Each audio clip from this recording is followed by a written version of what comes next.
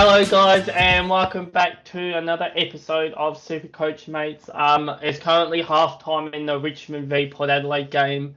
So we just thought we'd get this very quick Q&A podcast out for you guys. So at this stage of the season, obviously we're looking at finishing our sides off. So because we've only put this out a few hours ago, we're going to do this a little bit differently. So we've only got one question. So we're actually going to do a bit of a health check on our own sides and get the other one to have a chat about it. And then we'll look at the question last. So it's just Thomas tonight. So we'll start off with your side first, Thomas. So let me get your side up on my screen. There we go. Let's share your side. All right. So you can see, so this is Thomas's side here. So you can talk about it if you want. Yeah, it's pretty pretty grim at the moment. This round especially, I think always this round. I didn't realise how grim it was until I checked a couple of weeks back, and I was like, oh shit, we got a fair few players out. But how many players do I have scheduled to play at the moment? I've got 1, 2, 3, 4. You've got 14 on my list. 14? Is that including wear and stuff? Yeah, 1, 2, 3, 4, 5, 6, 7, 8, 9, 10, 11, 12, 13, 14.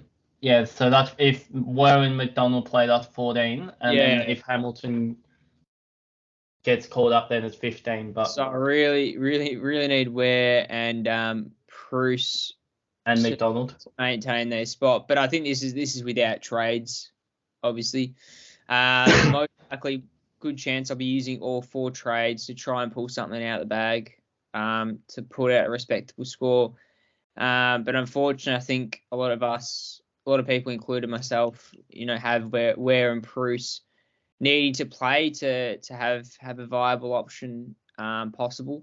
But yeah, hopefully I'll be making those trades. This is before trades. Most likely what I'll be doing is swinging McCartan down to either rookie defender or primo defender. I think Archer, a rookie on debut, so it could be just an option just to get a warm body on field, and might bring in the likes of Jack Sinclair or Zach Merritt as a cheaper kind of, M8, or even Darcy Parish. I'm still, if I can get the funds to get 2 primos in to complete my side, I might do that, or I might just stick with 1 up, 1 down, and, not having enough players on field. But unfortunately, it looks like, it could be a bit of a stinker this week, just because, so many of those fringe rookies, such as your Ware and your McDonald, probably gets dropped altogether now. Yeah, he's been omitted. Yeah, Hamilton. I mean, it could be Medi-sub, but I don't think so. It was very quiet last week, and Hamilton doesn't even exist anymore, unfortunately, after he had quite an impressive game before McVeigh took over as caretaker coach. So I'm not sure what's happening down there with him. And Bruce, I'm not exactly sure if he's going to get named to. I mean, it'd be nice if he gets named as a duo with Flynn, but who knows what happens with him. So I really need Ware and Bruce to step up, and if that's the case, I might be able to manage a few trades to facilitate getting enough players on field. But yeah, I really need that to happen. Yeah, so obviously, Thomas, I think, did you know a few weeks out that this week was always going to be a rough week? Or yeah, fortunately, this was a week that was sting quite a bit, unfortunately. It probably doesn't help that, missed out on Will Brody, and that's come back to haunt me again this week, especially if he's gets a good score as well.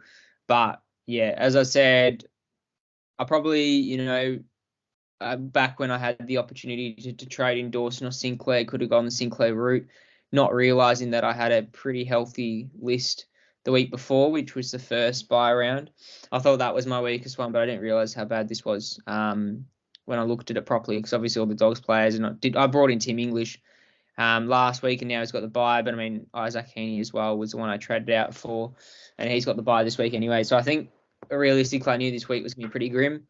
Unfortunately, it's kind of hit all together just because of our rookies not performing. But yeah, I think I'll be needing either 3 to 4 trades this week just to sort out a team. But I think I'm not going to sacrifice,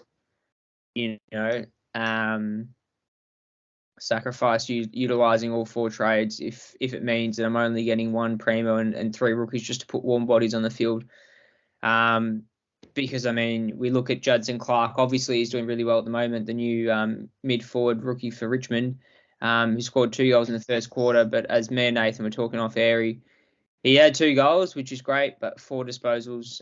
Given he was, still 100% disposal efficiency was quite impressive. But, it's one of those things where you can't really predict first off that he's going to go out the blocks like that. So, yeah, at the end of the day, I think as long as I get to full premium, which I should be able to, whether or not it's top liners who I bring in, but pretty confident that I might be able to just get it all sorted with a couple trades left, considering I was, a bit behind the 8 ball to start with. But I think those are the trades I'll be going through. If I can, somehow manage to get 2 premiums in, it'd be nice, but I don't think that's possible. I've had to fiddle around with it. So it looks like I'm going to get either a top liner like a Darcy Parish or someone in, or maybe a Sinclair in, and just finish off that defence. But with the news of Tom Stewart with his concussion, I might wait a little bit until he drops in price and snag him as my last defender. But yeah, it really depends on what happens, and if Ware gets named, I guess it's pretty helpful. But yeah, I guess we'll move on to your team now if you've got other talking points with my one. Yeah, so this is my team here. I'm not sure if you can actually see that. Hang on, I'm just going to quickly reshare it. So this is my team here. So I'm pretty much in the same boat as you this week, where I think I have about 16 players that are actually named. You've used your trades, yeah. Yeah, so I've used 2. So I've got in Hewitt, who I didn't start off with, and I've taken a punt on Boyer as well. I think he needs to get named. But the other reason why I've taken a punt on Boyer is because I wanted to get Nick Dacos down into the midfield. Because I already knew that I had 6 defenders playing, and with Jack Carroll being omitted, obviously, yeah, I had to get Dacos down into midfield. But yeah, I'm pretty much the same as you this week. This week's just hope and pray, I guess. I think I've got 3 forwards at the minute. I've got 4 midfielders, but I do have a full complement of backliners. So, and I've obviously got the 2 rucks as well. So, yeah, I knew that once I traded in Heaney and that it was going to be a rough week. But I think you've got to play the long term, and I'm not really interested in my rank, given that I'm not going to be able to win the 50,000 or whatever number 1 rank is anyway. So you might just as well as play for leagues. And the matchup I've got this week, they actually have quite a few out as well. So, I mean, I think if you're in that top bracket, I think you probably need to take a bit more care of the buys. But if you're not in contention, then it doesn't really matter as long as you work towards that full premium side. I think that's the more important thing in the long run. Yeah, for sure. I think fingers crossed. Personally with my team, I'll get what is on premium plus 2 rookies. It seems like when the Cheeto Owens holding his squats for St Kilda couldn't come in a handy enough time to bring him in, which is nice. So I'm, hopefully that for the sake of that, it's another decent scoring rookie for this week.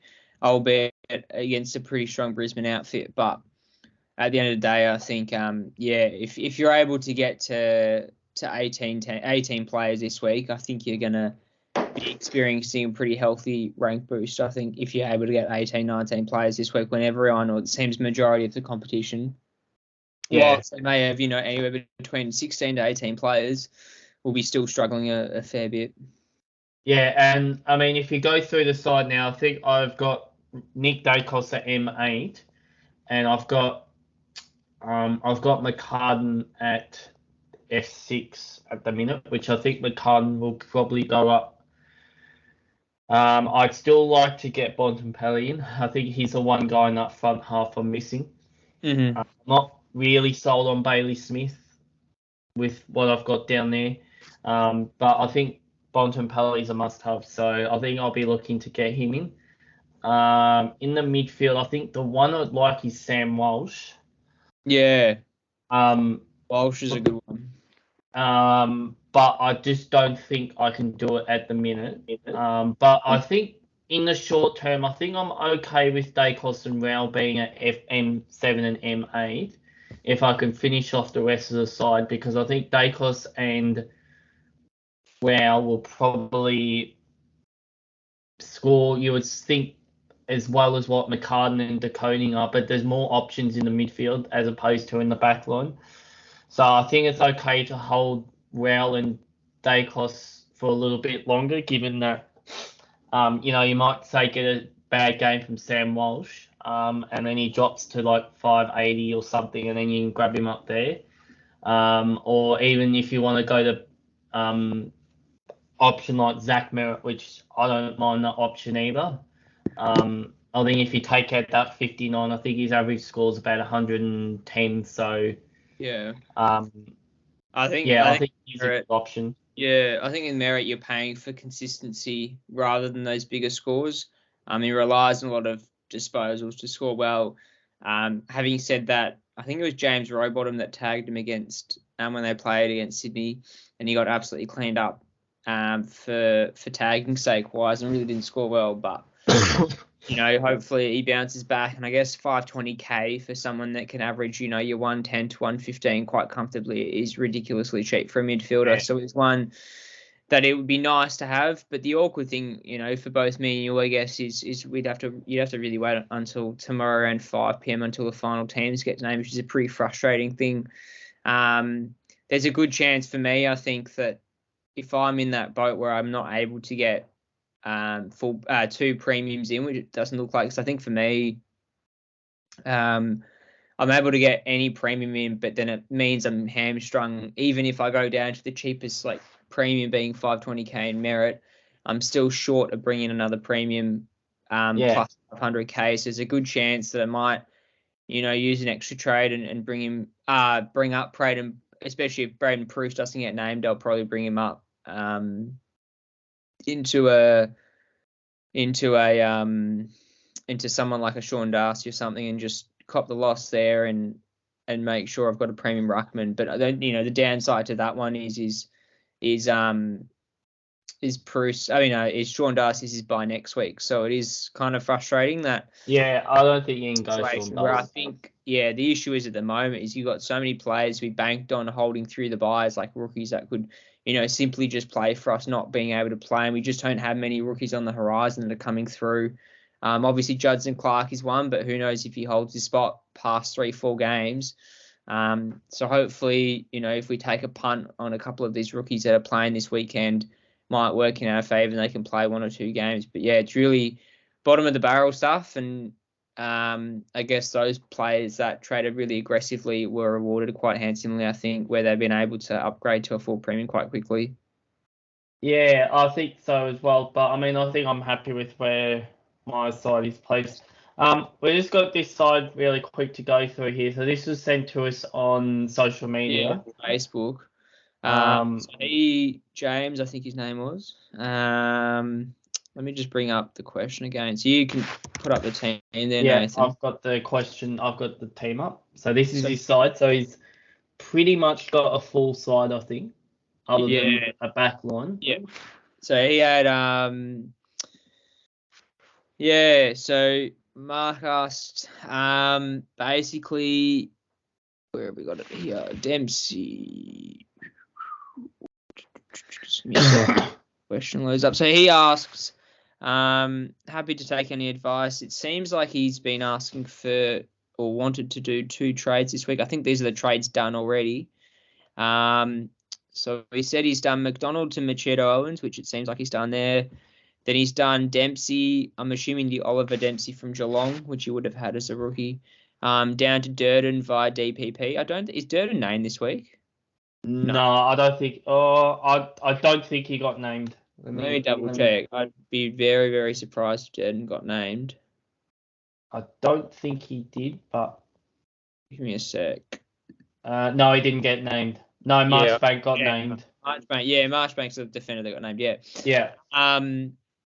And Sam DeConnie got rid of Doherty. So he just said, any advice on these trades, or is there something better out there that I could do? At the moment, I'm running with 18 on field and only Durden in emergency. So, yeah, 18 on field is really impressive to start off with. Done well there. And I think Darcy Cameron's the big one that's really helped a lot of super coaches get through these buys. Obviously, your boy Darcy did really well there, 130 last week. And yeah, I mean, I don't know how we'll go against Gordon Jackson, but he'll get a respectable score, I'm assuming. Just with his ability, who knows? And he's got Brody there. He's done all right. Nick Martin as well could get a respectable score as well. But yeah, I guess looking at the trade specifically, McDonald to Owens is an obvious move there. I think Machida Owens needs to be must trade in this week, just because he's a warm body that plays, or definitely plays this week, and the way he played against North, if he just does 50% of that output, I think we need to have him. Oliver Dempsey to Durden. Obviously, Durden's not playing, so I wouldn't go Durden. What I would do, though, if you want to do that trade still, was I'm just trying to figure out who this Archer guy plays for. who? I completely forgot his first name, but Archer was named as defensive rookie. Let me see if I can figure out who it is. It might have been for North Melbourne, but I could have been completely wrong. It was, yeah, Jackson Archer for North Melbourne. I'm pretty sure he's a rookie. Yeah. Is he a rookie defender? I actually don't know. I've never heard of him. Well, I think he's a 117k defender. He got he's not named on field, but he's named in the extended bench. So, it'd be interesting to see if he gets named. I think that'd be not a bad move instead of Durden. I know Durden was an ex-footballer, ex-AFL himself, but just hasn't been named in the squad at all. And the last trade that you've done, SDK to Doherty, I guess, you really can't complain there. You might want to weigh up Sinclair instead of Doherty is one that wouldn't be a bad one, but I know St Kilda have a tough run coming up, and a fair few players come back in that side. And Doherty, I think's role is very consistent, and I could only assume that with Marchbank back in, could actually assist Doherty a little bit, make Doherty a little bit less accountable, and really play that rebounding role that he scores so well in. And I'm assuming he could score pretty well against Essendon. But what are your thoughts on Mark's side there? I think he's some premium short in the midfield. I'm just looking here now. So you've probably got, in fact, you've got Dunkley and Smith on the field. Okay, so one of them will go up into the midfield. I mean, ideally, you'd probably want to move English up into the ruck as well by the end of the year. I'm not sure if you want Gawn and Cameron as your two ruckmen at round 23 when Grundy's back. Yeah. So that means that Smith and Dunkley will come into there. Yeah, I think you're probably a midfielder or two short. I think ideally, so my thing with DPP players is that you want them in the non-midfield spot. If for example, Jaden Short, you want him ideally in the back line, because he scores like a midfielder, and then it allows you to get in another midfielder as well, who can add another 50 or 60 points, as opposed to getting in someone, say, like a I don't know, like a fullback, like say Marchbank, for example, who's probably going to play tall. So I know you've got Durden in, but I think you would want to get Jaden Short back up into the back line at some point. But yeah, otherwise, I think overall this side will probably get you through now. But yeah, I think you probably need to look at Jack McRae. I think here. You can probably look at Zach Merritt as a bit of a cheaper option, given you've only got 15,000 in the salary there. But otherwise, yeah, I think this side's you've probably done quite well here. I think. But yeah, I think just if you can just try and get those DPP, especially the premiums, the rookies, it doesn't matter as much. So someone like Nick Dacos, if you've still got rookies on the field, um, it doesn't really matter where they are, but your premiums. So Jaden Short, for example, you ideally would like them in the non-midfield slots. But otherwise, yeah, I think this is probably a good side. I think. Yeah, it's a pretty stock standard side, as Nathan said. I mean, the only reason, only reason why you might want to put a Short, into the midfield is because you've got some defenders. But I think it's something viable if you had every, top six defender, and you had an extra Sinclair or Doherty, and they're just scoring nuts in the moment. But yeah, in your situation there, you'd rather have Short in the defence and just bring a top line of mid in. But yeah, it's rough days. It is. Captain, vice captain options. I think we briefly touched on this last week, but what are you doing with your captain and vice captain this week, Thomas? Obviously, pretty much free pickings on what you want. To pick for, because obviously there's so many teams to buy. I probably will run the gauntlet with Cripps' vice. I don't like his role at the moment. He's playing a bit of ruck during stoppages.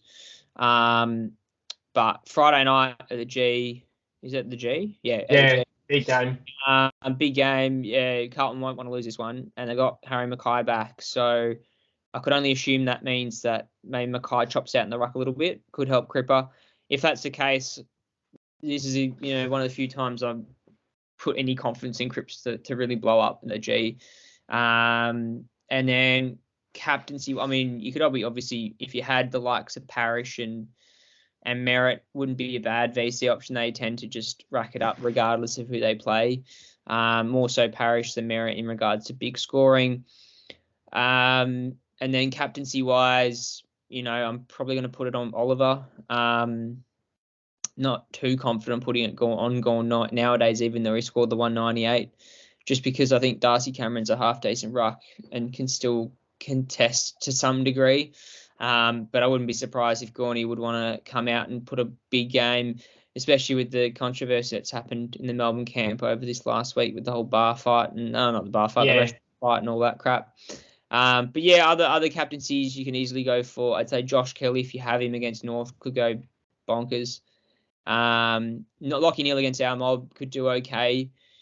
Pretty consistent, the Gabba, I'd say. We don't really tag. And then the Freo Hawks game, where's Fifey lined up? He's lined up on I think he's at half forward pocket. So Will Brodie, that'd be an interesting watch. He's named on the interchange bench. It'd be interesting to see how much time on ground and how much infield time he gets. But I guess a Sean Darcy could be a decent VC option as well versus a Ned Reeves, and there's no Lloyd Meek as a backup ruck. So, yeah, Sean Darcy riding solo this week against Ned Reeves could be a big game for Darcy, especially that Reeves doesn't cover the ground that well, so no other ruckman to really worry about, like a Tim English or a Rowan Marshall where they can cover the ground. But what are your thoughts before we wrap up for VC and Cs?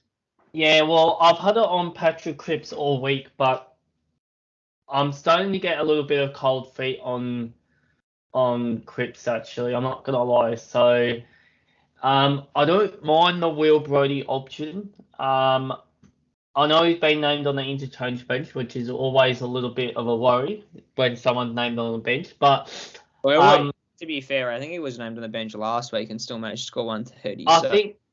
I don't think Fife's going to play full-time midfield first up. I know he played a lot of time sort of between in the front half of the Waffle side. Yeah.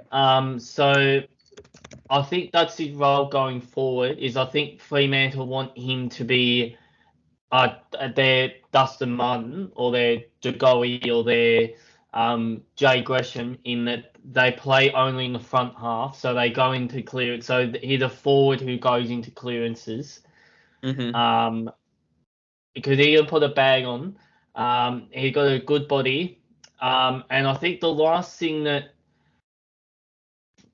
they'll want to do is disrupt that midfield, which is just flying at the minute. So I think Will Brodie could be the option that I end up going with. And the captaincy, I think Max Gawn is safe for me. I think he's going to have a point to prove. He's coming off 198 against Sydney. He's the only forward down there who seems to be able to take a contested mark. So yeah, I think Melbourne will try and play him in the forward line, given how short Collingwood are in the back line. Yeah, that's what I was going to say. So I think he might take a lot of marks. So I think that's where I'm leaning towards. But yeah, I think Josh Kelly, I don't mind that option against North Melbourne. And I don't think Lachie Neale, I would go near Lachie Neale against St Kilda. I think that game's going to be a bit like last week for Brisbane. I think that's going to be a high scoring game. And I think there's probably not going to be a lot of stoppages in that game, given that both sides like to play fast, attacking football. So, yeah, I think for me, it's probably going to be Cripps still, but I've got my eye on Brodie, and then I think the captaincy, I think Max is pretty safe for me. Yeah, that's fair enough. But yeah, I think that's all we got time for. We kept it short and sweet. Considering it's pretty late in the week. Yeah, it is. We're already, into the round as well. So unfortunately, just with how busy we've been with external commitments, it's been a bit difficult to try and knuckle down. But hopefully, once these shitty buys are over, we'll be able to resume a bit more normality, and hopefully all of us will have primo sides or full. Yeah, and university.